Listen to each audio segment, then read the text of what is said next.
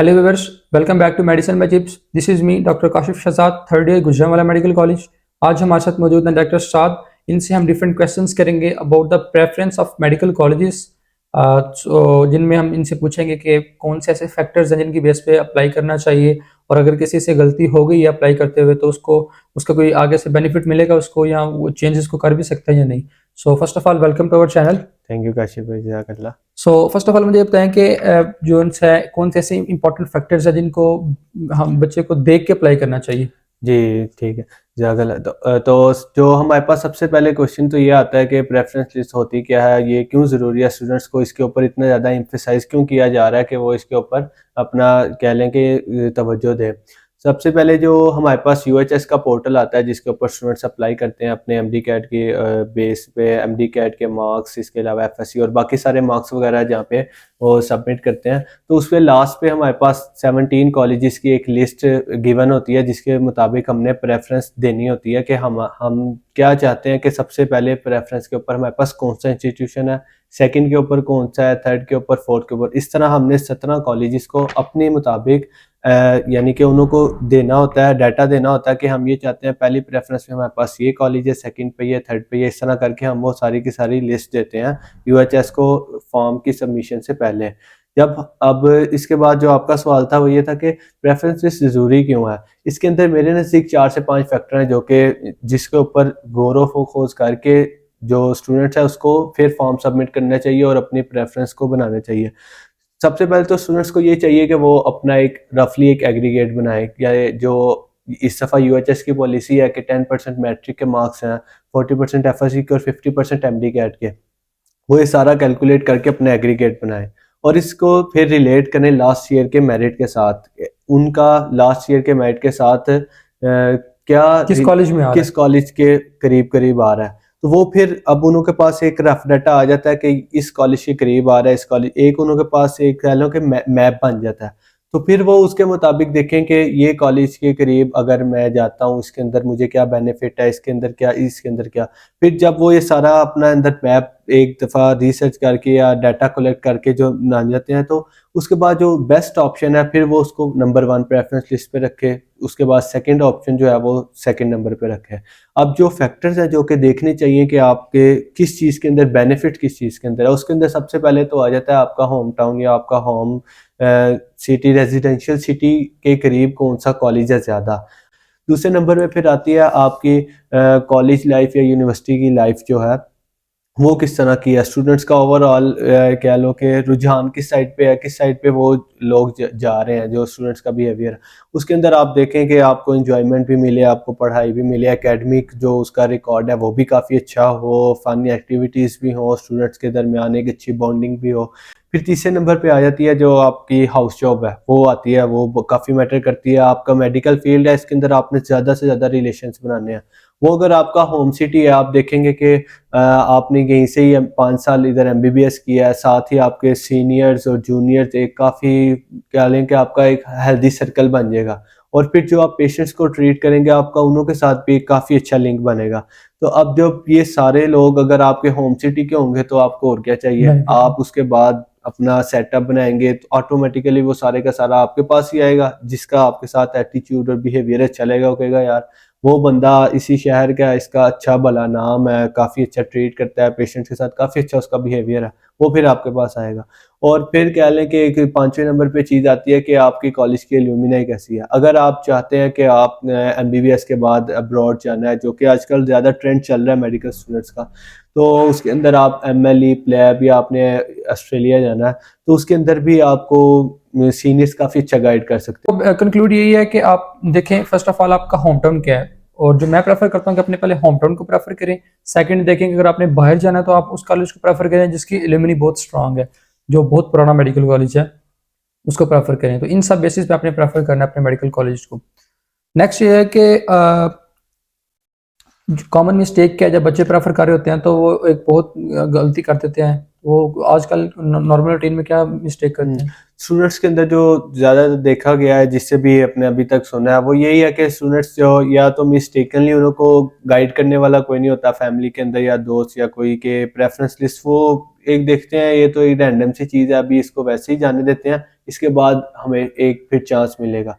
या फिर वो ये करते हैं कि वो अपना जो एग्रीगेट जो शुरू में बात की एग्रीगेट बनाते हैं, वो एग्रीगेट बनाते हैं, उनका एग्रीगेट बन जाता है सियालकोट में ख्वाजा सफ्तर का एग्रीगेट बन जाता है, लेकिन वो ये चीज़ भूल जाते हैं कि अभी इस जो पहली लिस्ट लगेगी उसके अंदर से नम्स के स्टूडेंट्स निकलने हैं, उसके अंदर से आर्मी मेडिकल कॉलेज के स्टूडेंट्स निकलने हैं, उसके अंदर से जो दूसरी फील्ड्स के अंदर चले जाते हैं वो निकलने हैं, बीडीएस के स्टूडेंट्स निकलने हैं, फेडरल यूनिवर्सिटी जो एफएमडीसी है उसके स्टूडेंट निकलने हैं। तो इस तरह करके कोई 300-400 स्टूडेंट्स का एक गैप पहली लिस्ट के और दूसरी लिस्ट के दरमियान एक कह लो कि बन आ जाता है। जाता है। तो आपने जो एग्रीगेट बनाना है उसको कोशिश करनी है कि आप उससे 1 या 2 कॉलेजेस ऊपर या कह लो कि अपना एक आइडिया रखें और उन्हों से अपनी प्रेफरेंस लिस्ट शुरू करें। स्टूडेंट्स को ज़्यादातर जो अगर इस तरह के क्वेश्चन पूछते हैं उनको तो यही कहा जाता है कि आप सबसे पहले नंबर पे केई रखें, फिर अल्लामा इकबाल रखें, फिर सिम्स रखें, इस तरह करके अपने जो प्रेफरेंस बन रही है वो सारी की सारी इसको इस तरह मेंटेन करें।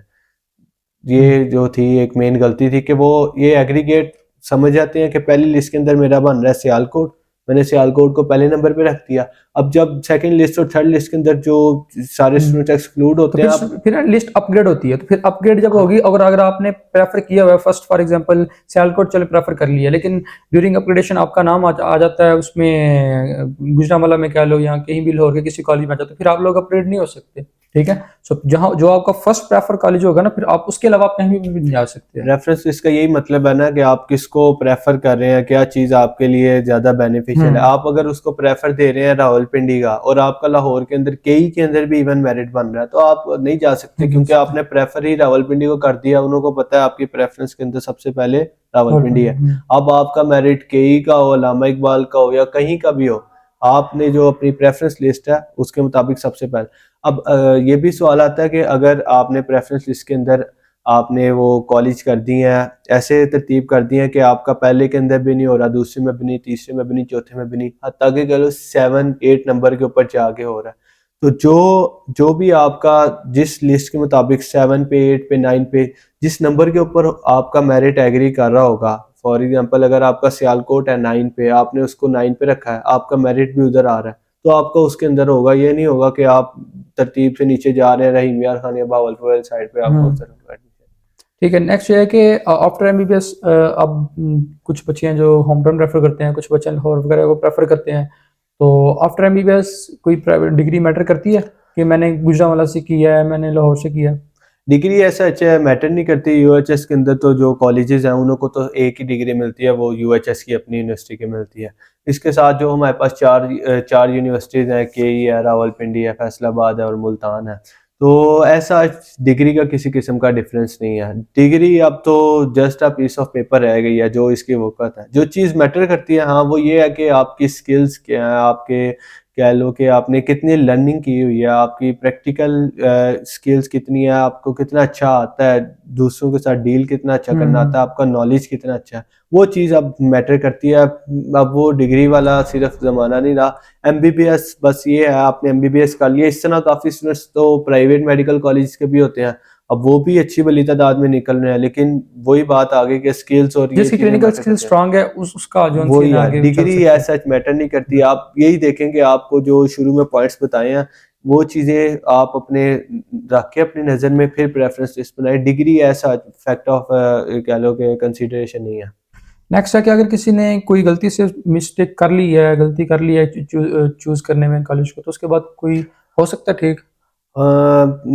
नहीं ऐसा इसका किसी किस्म का दूर दूर तक नहीं पॉसिबिलिटी नहीं है, क्योंकि कह लो मेरे साथ खुद भी ऐसे हुआ है। मेरे साथ एक मिसहैप हुआ था, मैंने गलती से सिलेक्ट कर दिया कॉलेज और उसके ऊपर ही अभी तक कह लो कि वो ही चला था कॉलेज। मैं ठीक, आप फिर उसके बाद अपग्रेड नहीं हो पाए? अपग्रेड नहीं हो पाया। कोशिश की थी, जो second third list fourth list बनी थी तो उसके अंदर, लेकिन ये था कि यूएचएस के मैं काफ़ी कह लो डायरेक्टर से और एप्लीकेशन साइंस और वो काफ़ी चीज़ें की थी, इवन के वीसी तक एप्लीकेशन की थी। लेकिन 2002 के अंदर कोर्ट ने एक डिसीजन दिया था कि कुछ स्टूडेंट्स का इस तरह इशू बना था, पॉलिटिकल केस था, तो उसके बाद उन्होंने कहा था कि ये आप रेफरेंस लिस्ट जो एक दफ़ा स्टूडेंट्स सिलेक्ट कर लेगा, उसके अंदर बाद में किसी किस्म का चेंज रद्दोबदल या चेंज करने का चांस नहीं मिलेगा स्टूडेंट्स को। तो इसलिए जो ज़रूरी यही है कि जो आपने सबसे पहले सिलेक्ट कर लिया, आपने फिर उसी में उसी ही पे जाना ही है। रहना है। और तो आपका अगर बनता भी इसलिए हो। फर्स्ट सेलेक्ट करते हुए या प्रेफरेंस लिस्ट की सिलेक्शन के लिए, फॉर्म सबमिशन के लिए आप इसलिए काफ़ी ध्यान करके और काफ़ी डाटा कलेक्ट करके अपना वो सिलेक्ट करें कॉलेज। लास्ट पे ये है कि हाउस जॉब जो है ना, उसका कोई सिनेरियो बता दें आफ्टर एमबीबीएस के, अगर किसी ने गुजरांवाला से किया है, लाहौर से किया, तो हाउस जॉब का क्या सिनेरियो बनता है? अच्छा, हाउस जॉब कैसे, अगर आपने पेरेंट्स इंस्टीट्यूशन से हाउस जॉब करनी है, तो उसके अंदर जिस तरह पहले बताया, आपके एक तो रिलेशन काफ़ी ज़्यादा बने होंगे आपके पेशेंट्स के साथ, इसके अलावा आपकी फैकल्टी के साथ, पैरामेडिकल स्टाफ के साथ, हॉस्पिटल में टीचर्स के साथ इवन के, वो आपको एक तरह से सपोर्टिव बिहेवियर वहाँ से मिलेगा आपको। और दूसरा ये है कि आपको फाइनेंशियल एड और मंथली की पे सैलरी जिसे कह लें। पे सैलरी ये भी मिलेगी। लेकिन अगर आप दूसरे किसी अपने होम टाउन के अंदर, अगर आपका जो कॉलेज था वो कोई और था, आप होम टाउन के अंदर अपनी हाउस जॉब कर रहे हैं, तो वहाँ पे आप कर सकते हैं, उसका आपको मौका मिलता है। आप एप्लीकेशन लिखें, जस्ट वहाँ पे आपको करने देते हैं। लेकिन उसका ये, आप दोबारा से आपको सारे अपने फैकल्टी के साथ, वो पीजीआर जो भी सीनियर्स हैं, उनके साथ एक दफ़ा दोबारा आपको रिलेशन भी बनाने पड़ते हैं। दूसरा ये है कि वहाँ पे आपको फाइनेंशियल एड और सैलरी जो है वो नहीं देते। तो ये एक स्टूडेंट्स के लिए काफ़ी मुश्किल होता है कि 5 साल वो जस्ट पढ़ता रहा और उसके बाद उसके जो कोलीग्स हैं वो अपने, कह लो, जो कॉलेज था, होम कॉलेज था, उससे उनको तो सैलरी मिल रही है, लेकिन जो ये वाला स्टूडेंट था, ये बगैर सैलरी के वही काम कर रहा है। तो इसलिए स्टूडेंट्स ज़्यादातर तो यही करते हैं कि वो अपना जो है कॉलेज भी वही रखते हैं हाउस जॉब के लिए, जहाँ से उन्होंने एमबीबीएस भी किया हो। ठीक है। सो लास्ट पे मैं यही कहूँगा कि कोशिश करें कि अगर आपका लाहौर हो जाता है और आप ये चाहते हैं कि आपने आफ्टर ग्रेजुएशन लाहौर ही रहना है, वहाँ जॉब करनी है, तो फिर तो आप लाहौर को प्रेफर करें। लेकिन अगर आपका लाहौर होता है और आप ये चाह रहे हैं कि एट द एंड आपने मूव अपने कॉलेज में ही करना है, मूव अपने सिटीज़ में करना है, तो फिर आपको अपना होम टाउन ही प्रेफर करना चाहिए। ठीक है। उसका बहुत बड़ा एडवांटेज है कि आपका सोशल सर्कल बहुत स्ट्रांग हो जाता है। आप अपने जो हॉस्पिटल, एफिलेटेड हॉस्पिटल, उसमें बहुत ज़्यादा चेकअप्स करवा सकते हैं। मेरा अपना भी जो सा गुजरांवाला मेडिकल कॉलेज है और मेरा हॉस्पिटल साथ है, तो मैं बहुत से पेशेंट्स को चेक भी करवाता हूँ। तो ये आपको बहुत बड़ा एडवांटेज मिल जाएगा इस चीज़ से। So that was all about this. If you have any query, आप कमेंट सेक्शन में पूछ सकते हैं। Thank you for watching. अल्लाह हाफिज़।